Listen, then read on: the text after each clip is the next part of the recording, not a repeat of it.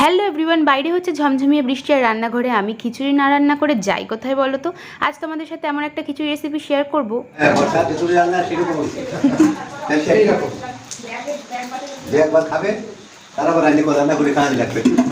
যেটা তোমরা বাড়িতে বানালে এরকম ভালো ভালো কমপ্লিমেন্ট পাবে। তো প্রথমে সর্ষের তেলে মুগ ডালের মধ্যে হালকা একটু লবণ দিয়ে ভেজে নিয়েছি। তারপরে দেখো কুমড়ো আর আলু ডুমো ডুমো করে কেটে সেগুলোকেও তেলে হলুদ লবণ দিয়ে ভেজে এদিকে ডাল চাল অলরেডি ফুটছিল তার মধ্যে দিয়ে দিলাম। আর এখানে দিয়ে দিলাম লবণ কিন্তু জলটা ফোটার পরেই দিতে হবে।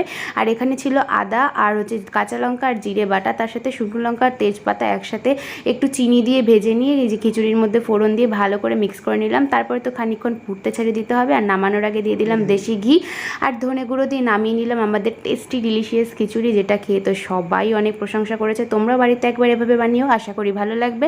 ভিডিওটা ভালো লাগলে লাইক করো। আমি এখন খিচুড়ি খাই, টাটা, বাই বাই।